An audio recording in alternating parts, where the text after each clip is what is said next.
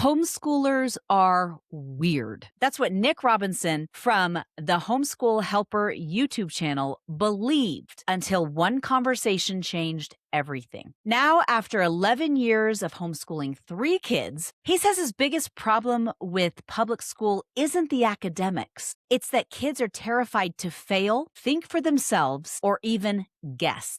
In this episode, we talk about why homeschooling through the teen years matters, how family culture shapes confidence, and why protecting childhood may not be a weakness at all. Hello, my name is Janae Daniels. I'm a wife, a mother of 6, and a former middle school teacher turned homeschool mom, educational consultant, and independent researcher. Welcome to the School to Homeschool podcast. Hello, my friends, and welcome back. I'm very excited to have Nick Robinson today. Nick is a homeschooler of 11 years. Yes. He has the YouTube channel, the Homeschool Helper, which he started in 2021 to help make homeschooling easier and fun. So if you haven't checked that out, I'm going to put links in the description because it is a super cool YouTube channel full of great information. Awesome. Nick, thank you so much for coming on today. It's my pleasure, Janae. I'm happy to be here. Well, let's start at the beginning. How many kids do you have and what are their ages? Let's start there. So we have 3. We have a 16-year-old, a 14-year-old, and an 11-year-old who turns 12 in like 4 days. So fun. So, And let's talk about your story. Why did you start homeschooling? You've been doing it for 11 years. What pushed you to homeschool? Yeah. Okay. So let's see. Our first kid, she was 5, and I was a youth pastor at a church that had a school attached to it. And so they offered us a chance to send her there for kindergarten for free. And so we were like, great, private school, free private school. That works for us. Because at that point, homeschool was nowhere near the conversation of possibility. Homeschoolers were weird, and we didn't want our kids to be weird. And so she did that for kindergarten, and it was great. She had a wonderful time. And then right after that, the school literally closed down, like stopped being a school. And so couldn't go there anymore. And then all of a sudden, we had assumed that that's just where she was going to go. And we didn't really have a great second option. Our public schools near us were very, very bad, very low rated. And like we even went one day, I remember, to the school that she was zoned for and asked if we could take like a tour and just kind of look around. They're like, no, we don't do that. We don't do those things. And I was like, that's not a great sign. So, God really blessed us with some really interesting friends who had been homeschooling for a while. And of course, we thought they were crazy. And they were just like, we were telling them our situation. And they were like, why don't you just come over and let's just show you what we do. Let's just show you what homeschooling looks like and talk about it. And so we both were like, fine, I guess we don't want to be mean and rude, so we'll go. And we went, and man, that was it. I mean, it took one real actual conversation and like actual look at what homeschooling was for us to completely shift our mindset of like, maybe this isn't ridiculous. Maybe this isn't just for crazy people that want to shelter their kids and hide them from the world. And so, our daughter was 6, and we prayed about it for a long time, and it just kept making sense. And so we jumped in for first grade, and it wasn't easy. It wasn't even what we thought it would be. Like we kept, in the beginning especially, we kept trying to do what we thought was like basically replicating school. Like, very structured, very organized, very much like sit in this chair, don't move, ask to go to the bathroom, stuff like that. Like, let's treat it like a school is, because that's what we knew, because we both went to like regular schools. And so that probably took, I don't know, that first year for us to realize that's just not it. And our friends were talking to us. And then when we got hooked into an actual community of other homeschoolers, we did things like Wild and Free, which was mostly just going on hikes with other homeschool kids, which was great. And then we got hooked into Classical Conversations, which is the co-op that we're still part of. And that was really the biggest game changer, probably the thing that kept us on the homeschool track for so long, because all of a sudden we had 40 other homeschool families that were going through the same thing that we are, with kids our age, and like it just clicked real quickly, and we haven't looked back. And all 3 of our kids do it now, and it's hard and frustrating, and it's a big struggle, but man, it is so worth it. It's so worth it. We love it. That is awesome. Let's talk about the classical philosophy and moving into classical conversations, because for me as an eclectic unschooler, when I first, and I'm definitely not a radical unschooler, I'm more eclectic.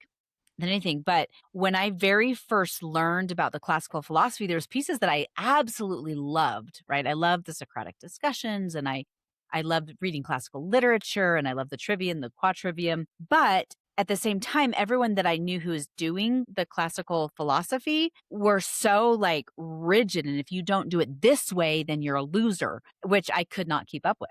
Mm, So mentally, I just like, I can't do this. yeah. So first, can you share what the classical philosophy is? And then second, what moved you into doing classical conversations, and share what classical conversations is as well. Sure, I'll tell you, and I'll start by saying the classical philosophy was not what hooked us at all. Like we get it, I get it. The whole concept of just taking education and trying to replicate what had been done for thousands of years, especially with like beginning Latin very early, mostly just to lock in those Latin endings and the vocabulary and the grammar so that they understand that this is the root of not only our language, but a lot of the languages around the world. And so there's a lot of Latin stuff, and it begins primarily with memorization work. A lot of the foundations of their education is built around each day taking 10, 15 minutes to just memorize and memorize and memorize stuff that they may Mm. not even understand yet, but they lock it into their brains so that by Yeah. the time they get to like middle school, high school, they're beginning to do things like chemistry, and they've already memorized a lot of the elements, and they've already Mm. memorized different chemical like formulas and math facts, like all this stuff they lock in really early so Mm. that when they get into that older generation where they're actually starting to utilize that information, they've already laid that foundation, and that's really cool. We like that. But the thing that locked it in for us was the community, Mm. was the people. And I know there's a lot of great co-ops out there, and honestly, if we had found a different one that also brought us great community, we probably would have got locked into that one before CC. I don't really know. I just Mhm. know that when we started classical conversations, we met people that we're still doing life with today, that we're still gathering around and hanging out with and doing dinner with, and our kids are friends with. I mean, almost all of our kids' main friends are from this community. And so for us, it was absolutely the people that Mhm. were involved. And I say this all the time because of what I do, I have been able to kind of connect with a lot of other CC communities. There are so many around the country and or even around the world that I feel like the community that we're a part of, our co-op, is very unique in that they are very flexible and relaxed and helpful, and not of the what you just mentioned of the mindset of like everything needs to be done like this, and if it's not, you're doing it wrong. And so because I've met those Yeah. CC families, I know them, and they're just not in our community.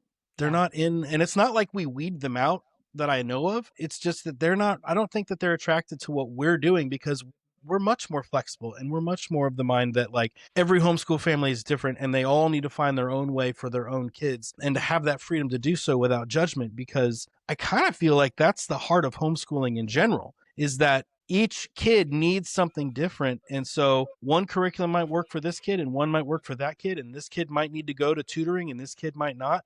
And so like being able to be flexible and have that freedom, I feel like is essential to the homeschooling journey. If you're being locked in a box by somebody else saying this is the only way to do it, I don't know, you might as well just go to school. Yeah, I was gonna say, we may as well go back to public school where they say Yeah, this is the only way to do it, so the end. exactly. So yeah, it's the people that have connected us with CC the most for sure.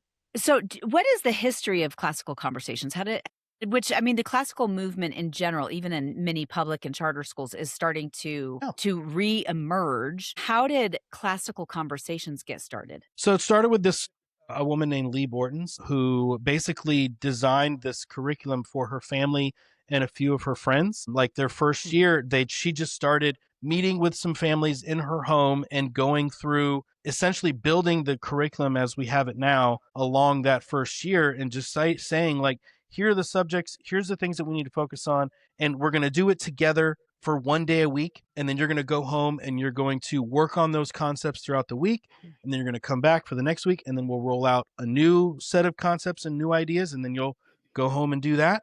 And that's basically what she built those first couple years. And then she published the curriculum book and started building a program.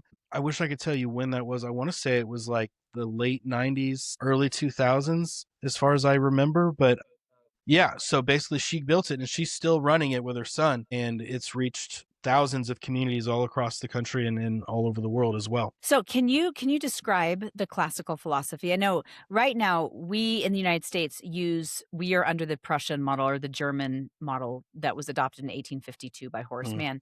mhm.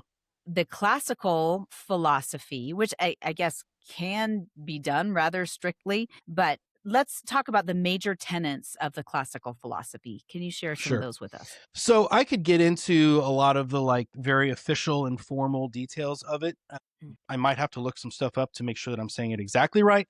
But basically, it's like you said before, that's very Socratic dialogue based, but it is the name is sort of the best descriptor for it. So like classical conversations, it's very discussion based, very question based, and it's very also very much worked around this idea of learning things together. So rather than like a master chemist explaining to a 5-year-old what chemistry is, or a world traveler explaining what geography is, it's someone like me or like my wife who may not even know what they're about to teach, but opening the book together, investigating it together, and learning together. That's a huge piece of it. And it really takes, in my opinion, the classical model, I feel like, really takes the pressure off of the parent to feel like they're the teacher instead of like a co-learner, which Mhm. is a phrase that we use a lot, like we're co-learners along with our kids.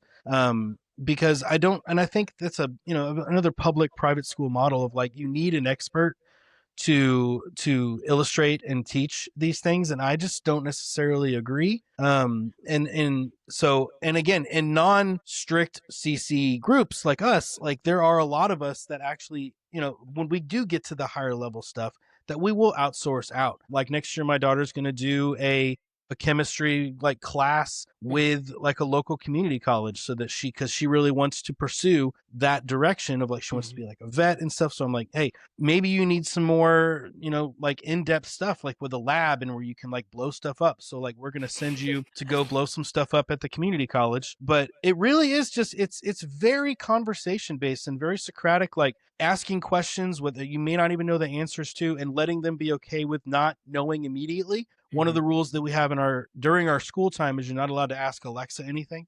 Like if you're not sure of where a certain country is or how to spell something, the rule is go figure it out. Don't just get the easy answer, but be okay with sitting with lack of knowledge for a few minutes so that you can feel an incentive and a desire to actually go and learn those things for yourself, rather than just taking the easy way out of barking at a robot to give you information. So go ahead. Well, I was going to say, with AI doing so much for people right now, I think that gives an advantage when we have to wrestle with not knowing something right away and having to wrestle with like, where would I find the answer? Like, Right. and now I have to think for myself, as opposed to going straight to the robot and going, what is the answer here? So I love that. Yeah. I love that. Yeah, Anyway, I think one of continue. the biggest issues I think that we're going to have in the future, especially with so much reliance, and I'm not like an expert on this, just my opinion, is that we're going to lose imagination. And I Yeah. think we're going to see creativity sort of drop because kids aren't made to sit and wrestle with an idea and try to come up with a creative solution to the problem. It's so easy to find the solution to any problem that you have just by going to Chat GPT or asking your Alexa robot how to do this or what the answer is. Like, I feel like imagination and creativity are moving in a downward direction. And so that's something that we focus on pretty heavily in our family, is finding creative solutions to problems, even when we're doing math. Like if my daughter doesn't understand an algebraic equation, I will not tell her go search the answer, but just look back through your book, Hmm. look back through and find where they taught that and relearn it so that you can figure out how to do it. And if you don't have that, just guess. Like guessing is another thing that I feel like we're losing with the advent of quick answers, is like the ability to just make a guess without Yeah. knowing for sure if it's right. And it's funny because she'll get real anxious about it.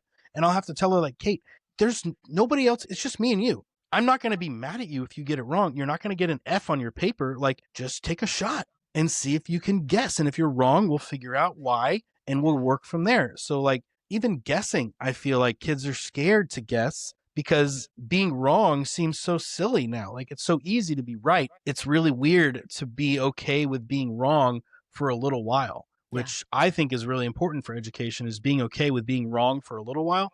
I think is really essential to actually learning how to solve problems instead of just getting the answers sort of beamed directly onto your paper. Well, and that brings up an interesting thing because if you look at the public school system, Mm, which, I was a teacher and I was in it, my kids were in it for a long, long time. I had two who graduated mm, from public school, but yet failure is not an option because if you do get things wrong, then it's an automatic, well, sorry, you got a D or you got an mhm. F.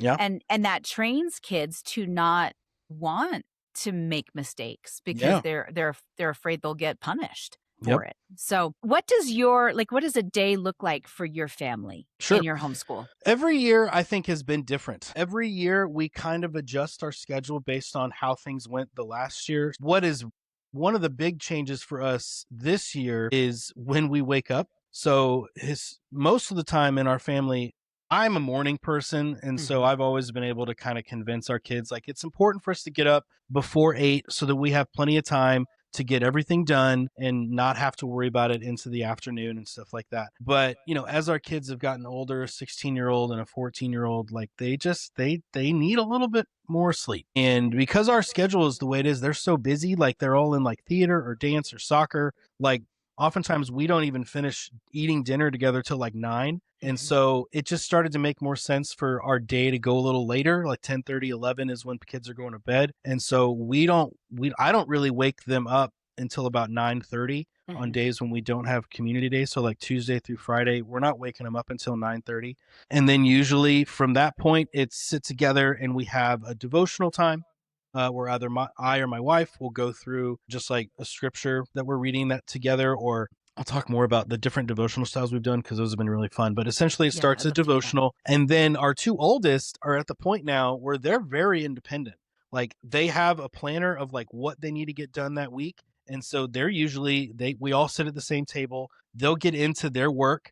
Like my middle child has been writing a short story for the last 3 weeks, and it's been really cool to see her wrestle with that. They have certain things they know they have to get done, and they usually just check with us when they have questions or problems. And so they're very independent at this Mhm. point. And then our youngest, the 11-year-old, he usually sits with my wife or myself, and we're going through math, and then we go through his typing. We're really trying to get this kid to learn how to type, and he hates it. He doesn't want to type, and I can't explain to him again how you really need to type things. I don't know why he hates it so much, but A we're lot of going kids do though, they really so do. Like they just want to hold an iPad and type that way. I'm like, nope, we're not doing that. You're using a keyboard like a normal person. So like math, typing, reading, and then we usually have some space before lunchtime to do like science or whatever. And of course, he's doing his memory work like kind of scattered throughout the day, sort of like as his break time, where he'll have like a memory work song that he'll sing together and memorize it and stuff like that. But and we're usually done depending on how busy everybody is around 1 o'clock, 12:30, and then everybody pretty much is off to the races to the various things that they're all scheduled to do. But yeah, so it starts late, and that's a big thing that we fell in love with real early is the slowness of mornings. Mhm. Because growing up, going to public school, I don't know what that means. There's no such thing as a slow morning. It's get up, run, get your stuff together, brush your teeth, get your backpack, fill it with stuff, get to the bus, and then remember that you forgot half your stuff and run back and go back to the bus and just jump. Like there was no such thing as slow morning. And so for us, that is something that we've leaned into really hard and just fell in love with was the freedom to take our mornings slowly and kind of not feel rushed. Now our afternoons tend to feel a little rushed because there's like three kids going three different directions, but the morning time being slow has been really special. And it's allowed us time to do those devotionals that we love. And that's been really cool is being able to do that for sure. Very cool. Let's talk about the devotionals. Yeah. Let's dive a little bit deeper into what you do for the devotionals because I think that's so beautiful. Yeah, so, we started when they were younger, like 9, 7, and 5, it would be more like finding a book that they can kind of color along with, and like my Mhm. wife would be reading a story and then ask questions after, and it was real simple and cute and fun. And then as they got to a little bit older, around like our oldest being like 11 or 12, my wife was like, I'd really love for you to kind of take this over. And I was like, I'd love to. And so, again, because we love just discussion, it started as very simply like, we're going to read this passage, maybe a story in the scripture, and then we're going to stop. And I'm going to ask you guys some questions, and you're just going to answer back whatever you feel. And then we're going to take turns. Each person's going to pray a different day to kind of close us out. Still real simple. And then one of my favorites that we did was we took a whole semester, and all that we would do is each of them would read something different, and they'd read it quietly. And then at the end of their reading, I would tell them, like, this is your curiosity time. Like, I don't care what your question is, if it's from this passage or if it's just something about your life or relationships or friends. Like, now's the time to just ask anything that you want, and we'll talk about it. And so that was really cool. And we did that for about 3 months, where they would constantly, even our oldest, who's a little more quiet, like, she would sort of like save up her questions about things and use them during that time. And it was so sweet and fun. And it just was really cool. And we stopped doing it when basically they kind of stopped having questions. Like, they just weren't asking as many. So we pivoted to something else, where now what we do is, again, they each read something individually, but then they will recite back to us what they just read, what they got from that, how they feel like it might apply to what's going on with them. And that's been really cool too. So, like, now I'm seeing them like reading scripture and then taking that and sort of apply, like, figuring out what it means for them without me having to tell them. Because the thing is I'm also their youth pastor as well as their dad and homeschool teacher. And so I did not want that time to be another me teaching them about scripture and Jesus and stuff. Like, I wanted that to be a time where they just sort of deciphered it for themselves. And again, sometimes they'll be wrong and I won't necessarily correct them right away. Like, I'll say things like, that's an interesting take on that. Okay, sure. Let's sit with that and think about it for a while. Like, I don't like, especially in those morning curiosity devotional time, I don't want to teach them right then. I want to let them sit with being wrong for a little while, and then I get to cheat because I am their youth pastor, and I might sort of weave that concept into whatever I'm teaching that week to kind of reveal to them, maybe that's not exactly what this is saying. But again, I think it's okay to be a little bit wrong for a little while. I think that's okay. I don't think we need to immediately fix everything that they think is wrong, but allow them to even get a chance to sort of see that they're wrong without being told, or at least give it some time for them to consider it before you may go back and later time and try to correct it. But I think it's okay to be a little wrong for a little while. And I sort of apply that to everything that we do. I love that. Yeah. So then for work, are you a youth pastor for work, or is that more of a volunteer position? And if you're not a youth pastor for work, what do you do for work because it sounds like you homeschool as much as your wife does. Mm-hmm. Whereas in a lot of homeschools, it's mostly the mom that's doing it. Yes. Let's talk about those things. Yeah, absolutely. No, I've been a full-time youth pastor since 2009. Okay. Is that right? Yeah, 2009, right when my daughter was born. So yeah, and we've been to a few different churches. We've been at the church we're at now in the northern Dallas area for going on 9 years. Wow, that's awesome. So it's been the majority of our time is in this place. But yeah, so the fact that I'm a youth pastor at this particular church is really helpful for our homeschool because our schedule is real flexible. Nice. Like, I don't have to be sitting in an office all day. Like, I do a lot of my stuff from home. A lot of my, message preparation or even just communication, whatever, is a lot of it's just done at my house. And so I'm able to be very present. Essentially, like Monday, we're all at Homeschool Co-op, which happens to be at the church where I work, which is a huge benefit. Yeah. And then Tuesday, that's my day where I'm gone. I'm at the office all day. And but then Wednesday morning, all day, mostly all day Thursday and Friday, I'm able to be home. And my wife is a photographer. So in her busy season, like now, she's usually gone on those days doing photo shoots. And so that's where I get to kind of be at home and I get to do all the stuff like that throughout the day with the kids, which I absolutely love doing. It is funny though. You're right. Like, I am sort of a rarity in the homeschool community. And I know this because every homeschool email I get or every homeschool video I watch starts with, "Hey mamas." And I just know that they don't think they're talking to me. Anytime I go to like a homeschool conference or I go to like a classical conversations thing, I'm in a room full of women. It's just my lot in life. And it's not much different in church either. Most meetings I go to, it's mostly women in these meetings. And so I'm just destined to be surrounded by homeschool and church moms the rest of my life, I think. Well, it's funny that you said you like it starts with "Hey mamas." I used to Mm. say, "You got this, mamas," and I got emails from dads that are like, "I will be a homeschooling dad. Can you please include me?" So now I'm like, "Mamas and papas," because Yep. I think more and more dads are taking an active interest in wanting to homeschool their kids, Yeah, which I especially think with is a lot of work from home happening for dads, like they're able to step in and do stuff. And I think the ones that are I think they're finding that like it's really fun. Like yeah, it's I say that I'm not this glassy eyed like homeschool is easy. I know it's hard, but like it really is just so fun as a dad to be able to fill in those gaps where like my wife will say stuff like, I just can't get him to figure this out.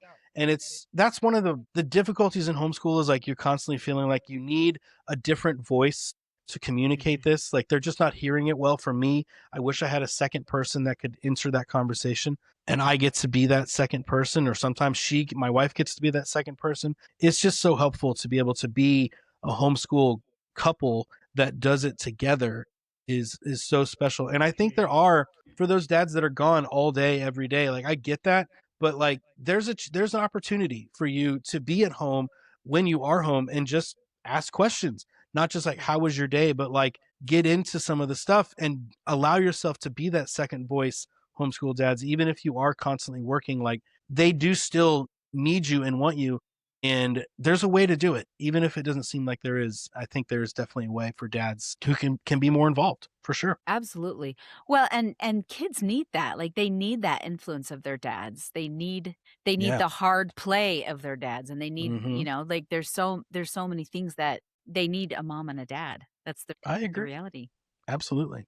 How do your kids feel about you being their homeschool teacher, their dad and their youth pastor? Well, I've actually had to cut back a little bit because there was a while where not only was I their youth pastor and their dad and their homeschool teacher, but I was also the soccer coach. And I would also be at the theater, like helping with plays and stuff like I was constantly everywhere that they went. And it got to a point a few years ago where I was like, I think maybe that's enough of me. I think Mm, maybe I need to not be everywhere that they go. And I wanted other voices to be able to speak. So I stopped. The one thing that I wanted that I never wanted to stop was coaching soccer, but I gave that one up because mm, it was too much. Like he needed another man in his life to kind of be a leader and yeah. coach him, and that's been great. But like we've also been very like flexible with our kids where we never told them you absolutely have to come to our youth group. We Mm, didn't say that. We even told them like, hey, if your friends want you to go to this other church, you can go. That's fine. If they want you to, if you want to go visit or if you want to try it out every other week, we're totally cool with that. That's fine. And so there was a season where a middle child would kind of like every other week she'd go with a friend to a different church. But the thing is, it's they don't come for me. They're not coming to church for me. They're coming. I'd love to say they're coming so that they can grow in their relationship and love for Jesus. But they're coming because they've built solid relationships with their kids and their small group leaders. Like that's another thing that I've been very careful about is making sure that I'm not the main event in our on our Wednesday night program. Like mm, it's the small group leaders that spend the most time with them and they get to know the most. And so that's a big part of it is like they're not like I'm there and I'm teaching them and they know that and they seem to be okay with it. They seem to like it. But what they really love is their small group time with their small group leader. And so a little bit of like I've tried to pull my influence back a bit so that I'm not constantly teaching in front of their face and trying to tell them how to live their life. But again, I do think that is one of the benefits of homeschool is as yeah. opposed to private school or public school is that like if I'm going to outsource my kids to education and upbringing to people, like I'd really like to know them really well Yeah. and sort of select them and vet them and make sure that they're the right. I don't, but you can't do that in public school, private school. You can't do that. You're just assuming that they're fine and they're good. And or you don't think about it at all. You're just like, this Yeah. is what people do. They go to school, so that's what's gonna happen. Um, like when we like for church, like I get to hand select these people. I get to decide who they are that are going to be helping bringing up my kids. And that's one of the perks of me being a youth pastor and a homeschool dad. But, like when people tell us that we shelter our kids and like we hide them from the world, part of that is true. I Maybe a think little part of bit. that is true. Like they're young kids. Shouldn't they have some shelter? Yeah. Shouldn't they have a little bit of protection where it's like, should we just send them out into the world and just assume they're going to be fine and they're going to learn everything they need? I don't know that that's what I don't think so. childhood is for, is to just be thrown out and say everything's probably fine, and then deal with the damage. But like, no, I do think that we shelter them some from the things that we'd really prefer them not have to experience at a certain age. Yeah, Like, that's fair. with my kids, like, they really don't get bullied by people. They don't Yeah. really have to deal with that at such a young age. They know about it, they've seen it, but it's not really something that they struggle with on a daily basis. They don't have to worry about kids constantly mistreating them and making fun of them. And it's just like, I don't want my kids to have to deal with that this early. There's time that they will. There will Mhm. come a time like next year when my daughter goes to like community college, that's going to be a huge shock to her system. And I think that at her age, she'll be ready Although much more. I have to say, because I was really worried when my kids started doing concurrent enrollment through our state college, like, oh no, they're going to Mm, experience these things and they're 14 and 15 years old. And, mhm. what if people, talk to them about drugs or whatever? And Sure. granted, my kids had been in public school up until seventh and eighth grade. But what I discovered is at the community college, you have students that are working multiple jobs, you have non traditional students, and the last thing that they're worried about is the high school kid They that's ain't in got their time for class. that. Yeah, they're like, They ain't got time for that mess. there was this one guy that was in my kid's class and he was 45 going back to school. I was like, does he treat you nice? And they're like, oh yeah, he's super nice. I mean, he treats us like everybody else. Yeah. But he's just a non-traditional student. And I Yeah. was like, does anyone ever approach you about drugs? They're like, why would they? Like, as soon as people are done, they go to work, They leave. versus high school where it is a Right. problem. Yeah. And I've had my older kids, were like, "Oh yeah, this high school is known as the drug central or, Yeah. whatnot." But I think you bring up an interesting point about sheltering though, because I did not come up with this. Somebody, and I'm sure you've heard this. I heard it from somebody else that we're not bringing our kids up in a bubble. We are bringing them up in a greenhouse Mm. and help like nurturing these Yeah. plants until they are ready to be on their own and transplanted into the world. Absolutely. But what I discovered is that instead of my kids, once we started homeschooling, basing their view of themselves based on what everyone else said about them, they started looking to me for their self esteem. Like, what do you think of me, mom? Yeah. Where I had lost that power to some degree for a long time while they were in public school because they were looking at their friends like, oh, well, my friends think this, and my friends think that. Yeah. When I got that back and they were able to grow in with me, the lens of my eyes going, no, you are wonderful and you are good and that shifted their perspective of themselves. Anyway, I'm talking a lot. I love that. I love that. The greenhouse thing. I think that makes perfect sense. I love that. I think that's great. So high school. So I hear a lot of homeschoolers as soon as a child gets into middle and high school, they're like, we're going to put our kids in, which I'm like, no, I was a middle school teacher. Don't do it. Right. I pulled my kids before high Yeah. school. Why? What made you guys decide to continue to go into secondary education with your kids? And I don't know that we ever really seriously considered not moving like through all the way through. Like, if anything, we wish that maybe we like, because teaching our two youngest to read was such a nightmare. Like, So I felt it was so difficult. And then of course we find out that they're both dyslexic and we just didn't know that. But like, if anything, I wish maybe we had like kept them in like maybe first and second grade just to get that foundation and then pulled them. Just like maybe that would have cheated the teaching them to read system a little bit. But no, like the high school, middle school years are the ones that we have been most excited about, like getting to do at home, because they're like, this is when they're really starting to, like, things are popping and crackling and they're starting to learn and understand that all the stuff that we've been doing for the last 6 years has really laid that foundation that they needed to really start to understand these concepts. And like, that's for me, like middle school, high school, that's the scariest time for kids, like 900 kids to be crammed into a building together and forced to go from class to class. Like, that's the part I was most excited to like keep them out of, because for me that was the hardest season of education for sure, and I did not enjoy it, and it was a hard season in my life. And I don't know that I can even say I'm a better person for it, but like, because like I'm still dealing with insecurities that I inherited from middle school and high school. And same. so like we know several families that have done that exact thing. Like, They went all the way through the younger years in homeschool, and they always intended to put them back in middle school and high school. And I think a lot of that is like they want them to have that. Those people probably had a really good high school experience. Those parents probably had a fun, like they were involved in all the groups and all the clubs and the sports and the activities, and they wanted to give their kids a chance to do that. And like, so if there's ever been an impulse or a temptation, it's based around that. Hmm. Like my wife wanting one of our kids to be able to be a part of cheer, or to be able to, like, our son to join like the football team or something like that. And ultimately when we weigh it and we discuss it, like it just doesn't seem worth it. Like Yeah. there are other ways to do that without having to completely disrupt and change our entire trajectory so that our kids could have a similar experience that we did. Like it's just not worth it. It's for us. Yeah. It's just not worth it for us to say, we're going to stop doing this thing that we love so that you can do something that we loved when we were your age.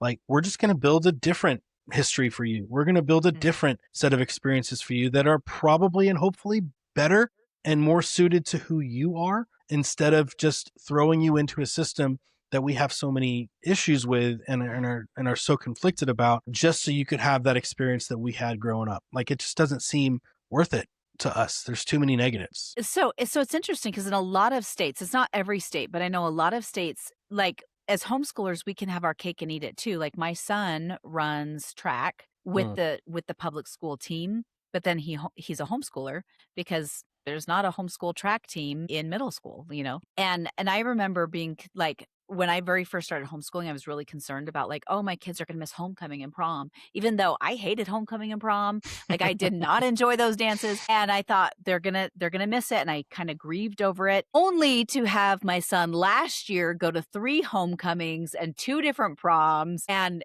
one of the proms he went to, neither he or his date went to school there.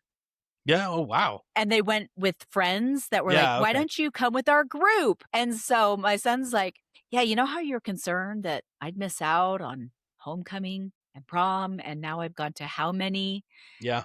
And and he's like, "And they're not even that great, but, Right. the dinner beforehand or, doing Yeah. something at the house, that was the fun part." So, I found that even the kids don't have to miss out on No, they that don't. stuff, so And now, like in Texas where we are, like we can't put our kids in like school sports or Mhm. activities that they just don't do that. Yeah. But Yeah, yeah. in response to that, there are several like homeschool athletic, like pretty competitive sports organizations. Like Nice. it's like Rattlers basketball, and they meet in the middle of the day for like practice, and they have like, so they've like figured out ways to make that work. And then prom, there is a in Dallas, there is a Texas high school prom that is bananas. Like thousands of kids. They do it over 2 nights because they have to turn people, like they sell out quick. Wow. There are each night there's like 1,200 kids that go to this massive ballroom, and it's like themed out in like last year they had a DeLorean there, they had a Batman guy there, they had a whole bunch of like old movie stuff there. And my daughter, my oldest daughter, was her first year. She is an introvert to the core. And like we were nervous that like you're not going to like this. It's a big bunch of kids dancing around and it's loud and it's crazy. And she's like, "Well, I guess I'll just try it. My friends are going." She had the time of her life. It was shocking. Like we were both, my wife and I were like, "I just don't know if she's going to enjoy this. She's going to come home and want to come home early." But like she was out way past when we thought, had an amazing time, and she's about to go again in like a week. Like it's prom again. Like homeschoolers find a way. Like we find a way to create those things that we think are important and valuable without feeling like we have to plug them back into the old system that we were part of.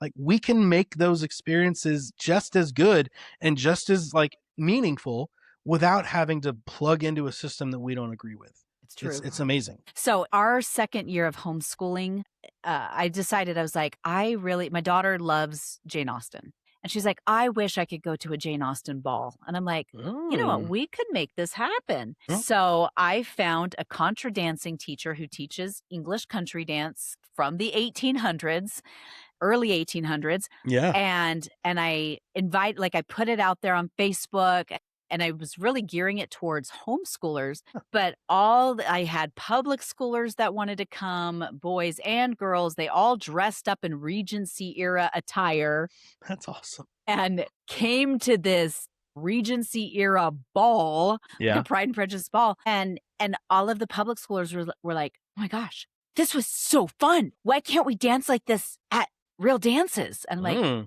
that's a good That question. is a great question. So anyway, and it was clean and there was parents there, the whole nine yards. Let's talk about your YouTube channel, why you started your YouTube channel, shifting gears just a little Yeah. bit. Because I So love it. It's such a fun channel. So yeah. So it was a combination of COVID and me being bored. So I started it in 21. And so we were still kind of on like, can't do a lot of stuff. And my parents have a condo in Florida that they've had forever. And I still had to be in town to like go to meetings and be kind of work at my job. And so my wife and my kids, they went to Florida for like 6 weeks because wow. they could. And Yeah. so I was literally at home alone for 6 weeks. And this is real early in our classical conversation days where um, a lot of the memory work that CC provided there was no music to it. There was no video component to it, which was fine. But so we all had to kind of just make it up on our own. But I really liked the idea of my kid being able to have like when they're memorizing like the European mountain chains, for example, right? Mhm. Like listing all these European mountain chains. They're not looking at anything. There's no melody to kind of make it simple. And so I was always just making those up like on the spot for my kids when we'd go through that memory work. And so we are as soon as they left, I was like, all right, I'm just going to dive in and just make all the things that I can. And so CC is broken up into 3 cycles, cycle 1, 2, and 3, where each cycle they cover different stuff and then they repeat it every 3 years. So I just started making music and recording it and videos to go along with it. And I was just going to keep it for our family and our like little CC community. And somebody recommended like, hey, if you just put it on YouTube, it'll be easier for us to get to. And I was like, all right, fine. So that first 6 weeks, I think I made like 140 of these videos and songs. They're just like they're so quick. It's so quick. Like I don't know if my brain works as far as like music, but like I can come up with a song about anything at any time really quickly. Like I have a long musical background, so like I sing half of the things that I say during my day anyway. And so like it was easy to just come up with like a preposition relates a noun or pronoun to another word. That just like happens. And so then I record it. I make a video that repeats it 3 or 4 times, and that's it. And so like over 6 weeks, I made the whole like first cycle for CC, and I put it all on YouTube, and I sent the links to my community. And all of a sudden, I monetized within like 2 weeks. Like I just had thousands of people watching and subscribing and saying we need more, and I was like, so it's not just me and my friends that want this. Apparently, a lot of people in CC want this. And as far as I could tell, I was the only person doing this. So like all of a sudden I hit this like little niche YouTube community of families that were looking for ways to make their daily memory work easier. And so I was like, great, I'd love to help you. So I just made everything over the next like year and a half. I had everything sort of put up and out there. And then I kept getting like, we want you to make this thing, like lots of comments and questions and requests. And so I just started continuing to like find ways to make homeschool families like have their day be a little easier and more fun. And it's just something that I love doing. It took all the things that I'm pretty good at and love doing, and I got to kind of synthesize it into this one thing. And so it's made perfect sense, and it's put me in touch with so many interesting homeschool families and communities, even like you, like without like it's been this really awesome journey that I sort of just fell backwards into, but am so glad that I've done it, because it's kept us homeschooling, because like I love doing this so much. It's created a new sort of energy and creativity around it. So like I'm always looking for new ways to get these kids to help memorize their stuff and make it fun and interesting. And I don't know, like I just love doing it. It's so fun. I'm really happy that God sort of sort of led me into falling into this, and it's been great. I love that. Yeah, because I saw it and was like, this is so fun. Anyway, thank you. So let's talk about your community, because you've recently started a community. Yeah. Talk about your community for a little bit. Okay, so with the YouTube thing, it monetized really quickly, and it became a very sort of valuable little piece of income for us and our family. It allowed us to buy a lot of our homeschool materials and things like that, and that was fantastic. And then I remember there was this one day I got an email from YouTube that said that your channel's been taken down. And I was like, What? why? And it was literally impossible to get anybody to respond, to answer my questions, to talk to. Like, their support system was awful. You couldn't get a real person. And it kept saying, refer to the document you were sent. And I look at this document and there was like 30 different possible reasons for why. And I couldn't find anything on that list that made sense for me. And so it was down for 6 weeks. It was down for 6 weeks. And I had to go through just hours of like phone, internet, like going on Twitter and like tweeting at YouTube for help. Like, there was nothing. And it just started to really freak me out of like, this can all just be taken from me. Like, this can just disappear and there's literally nothing I can do about it. I'm not a 5 million subscriber person where they're like really concerned that I get real support. I'm at 38,000, and back then I was only at like 25, and so they just didn't care. And eventually they put it back, but it was that moment where I was like, you know what? I really need to diversify this thing. Like, it can't just be on one place because it can go away, and that freaks me out. And so it was at that point that I started talking with, my wife and some friends, and they eventually we kind of came to this decision of like, what if you just built something that's just your stuff and there's no ads, there's no like distractions on that, because YouTube is a great resource and I love it, but it's distracting. It's very easy to just click over on something else or to click a recommended video and all of a sudden you're way off track and you're not doing what you were supposed to be doing. Story of my life. Right? Same. And so, so this January, I started building a brand new interface. It's called the Homeschool Helper membership, and it is meant to be relatively small. Like, I know that not all or even half or even a large percentage of the YouTube people are going to come over. It's for those people that would prefer an ad-free, distraction-free, clean, super organized environment. And you can do it on an app. Like, there's an app that goes on with it. So like, you can use it on the computer. Oh, nice. But there's also an app you can put on your phone. You can do it on smart TVs. You can have it in all those places where you just click it on, you go to your playlist for the week. It's right there. You watch those videos without any interruption or distraction, and then you move on with your day. And Nice. so like, it's meant to be done in like 10 minutes a day, where you do your memory work and then you can jump off of that and you can discuss it, or you can move on to the next subject, whatever you want to do. There's a community feature in there where like other homeschool families can like share stories and get advice and make recommendations and just kind of talk to each other. I have a video devotional series on there that is just for that community. So like, it's a 120-day video devotional series meant to be done in like two 12-week segments, so 24 weeks every day of the week. I'm going to be doing music education, so I'm going to be doing like beginner and intermediate piano and guitar, music theory, music appreciation. Essentially, I'm taking all my like things that I've been wanting to do, and I'm going to kind of just put them over there to be more attractive to families that might want that ad-free, distraction-free environment where they can give that to their kids and not worry. Like, when you give your kid the tablet for YouTube and say, watch these videos, and you go and get a cup of coffee, by the time you come back, they're watching some kid play Roblox, right? Right. So like, when you give them this, there's nothing else for them to click on. The only thing they can click on is another one of my videos. Like, that's it. And so awesome. Just trying to create it, making it easier and simpler, and give parents more like confidence and safe, like they can give their kids these things and it's safe. And yeah, it's just been a thing that I've wanted to do for a long time, and it's finally started. Like, it's out now, and I've got a bunch of families in there, and it's going really well. And I'm just trying to grow it and make people aware of it. And it's really like, it is built around CC stuff, but I've been telling this people for years, like, you don't really need to be in CC to just engage with this stuff. Like, you're just memorizing multiplication facts, you're memorizing history, geography, math, science. Like, you're just memorizing things, and then that's super helpful. Like, you don't have to be a part of the CC curriculum or community to use it. It's still helpful for anybody that wants their kid to learn and memorize these things that they can use when they get older.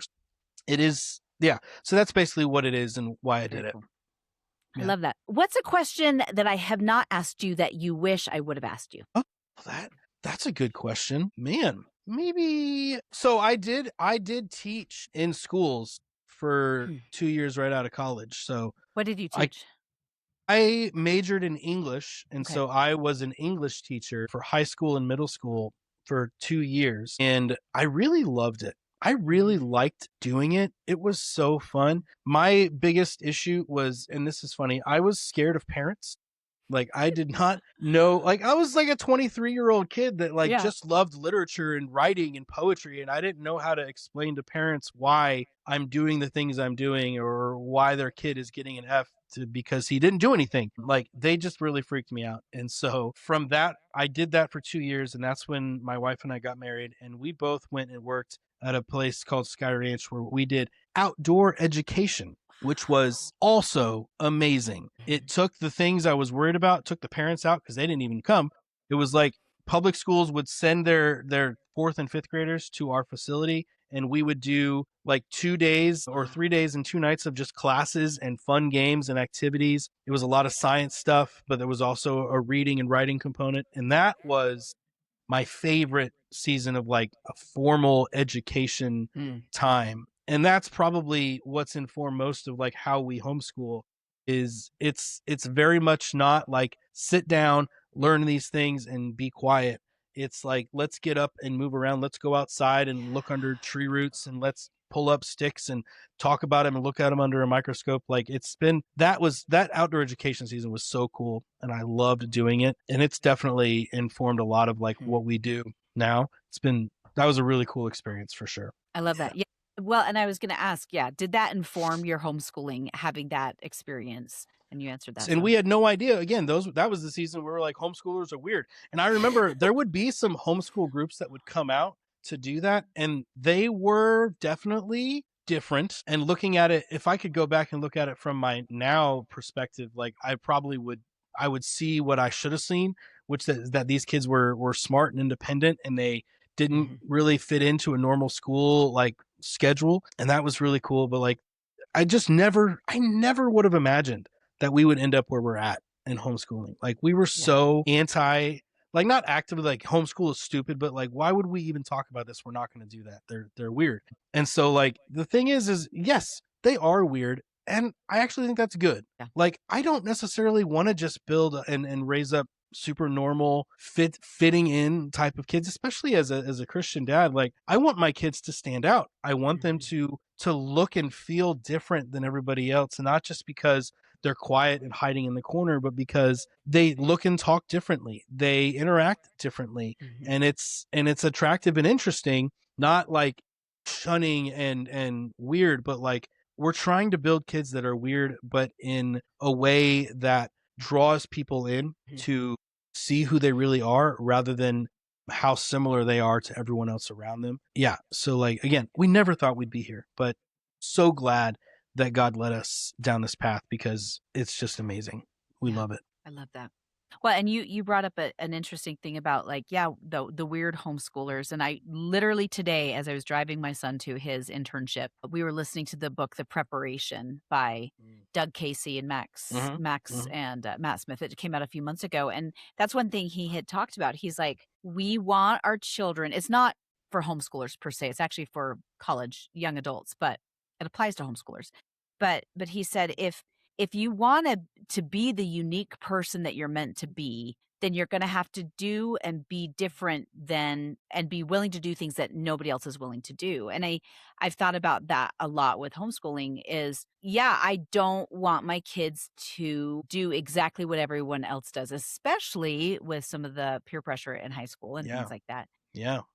And I want them to stand out in the good way. So I appreciate that you brought that Absolutely. up. Yeah. What is the last bit of advice you'd give to parents who are on the cusp of homeschooling or who are new to homeschooling or who might be like, this is so hard? What advice Oh, would you give? I have such a heart for those people, the ones that are just about to start or are just about to quit. Like I've been in both of those places and I get it. The thing that I would just encourage you with is like when you feel like maybe if you're starting to quit because you're like, I just don't know if this is working, or if my kids feel like they're behind, like the word behind is a silly word that I don't know why we're so obsessed with it. Like education is not a race. It is not a linear, movement. Like we can't really be behind. The kid is where they are and that's where they should be. Like Mhm. they will move as we homeschool and we work intentionally to develop these habits and skills in these kids. Like they're going to move on along that line of education in the pace that they're meant to. And it's not a race. It's not about what kid is better at this and who reads better. Like just be okay with your kid being where they're at and continue to be that person that shows them their value, because that's one of the big things about homeschool is I think that these kids, whether or not they come out with a full compendium of knowledge in their heads, like they're going to come out knowing that we sacrificed for their sake and that this was all about us trying to build something in them that we didn't feel like could be built somewhere else. So like just the value of homeschooling in general, I think is massive. And they're not going to get it now. Like they're not going to wake up when they're 12 and say, "Mom, thank you so much for taking time out of your day and sacrificing what could have been a career for you and just teaching me. I'm so grateful." They might never say that ever. And that's not why we do it for the recognition. We do it because we know that learning from me, someone that desperately loves them and is deeply invested in their growth, not just educationally, but spiritually and mentally and physically and all these things, learning from with me is so much better than any other option, as far as I can tell. Like building that relationship, learning the value of family, like as we all sit together all day together at the table, going through these questions, having these conversations, learning together, failing together, moving backwards together, moving forward together. Like they're learning something that we're not even intentionally teaching them, that family matters and it's valuable. And it is the best way to move through life is together with your family, relying on each other and not through and of course we love friendships, but like our kids' friends should not be the number one Yep. influence in their life. It Amen. really shouldn't be. They're not meant to be. It's the blind leading the blind. Right, And right. so like if you're considering homeschooling, I'm going to tell you right now, it's going to be hard.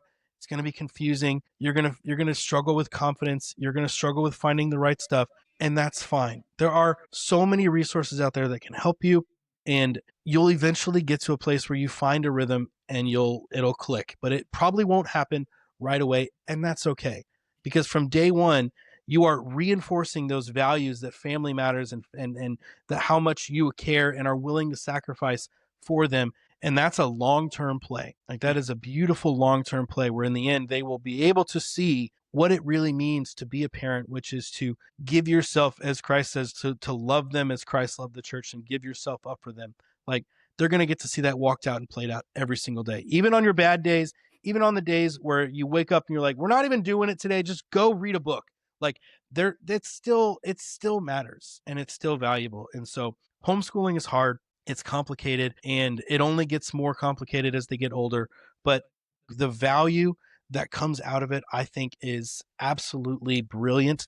And I wouldn't trade it for anything. And it's really not meant to be done alone. Like if you're struggling and you're doing this by yourself, I can tell you why. You need community, you need family and friends around you that can help carry that load forward, because it is hard. And there's days where you feel like you'd rather just like find a school bus and throw them on there and just hope it all works out.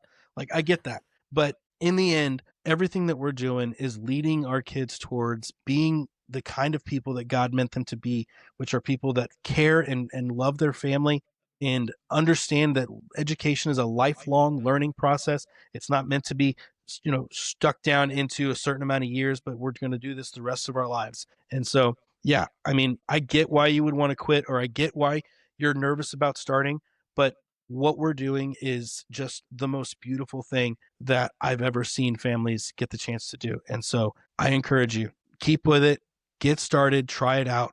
It's going to change your life in such a great way. I love that. Thank you so much. If people want to get a hold of you, what's the best way to find you on Yeah, the internet? obviously there's the YouTube Homeschool Helper. It's over there. And then I'm doing a lot of stuff on TikTok. I sent you I never remember what it's called. It's like the dot homeschool helper. If you Yep. just search homeschool helper on TikTok, you'll find me. Same with Instagram. I'm over there. I don't really do a lot on Facebook because it's a strange place that I don't recognize anymore. But yeah, TikTok and Instagram and YouTube, I'm over there all the time. And you can go to Perfect. the homeschoolhelper.com and check that thing out and see if it's something you want to be a part of. I'd love to have as many of you check it out as possible. Yeah, and I'll be sure to put all of those in the show notes so that y'all can have access to them. So, Yeah. Nick, thank you so much for taking your time out of your day to come and and talk about the Homeschool Helper and your life and all of these wonderful things. Thank Yeah. you so, so much. I It was my appreciate it. pleasure, Janae. Thanks for having me. I'm really glad we got to do Oh, this. mamas and papas, grandmas and grandpas, you are doing so much better than you think you are. You've got this. We will talk next week.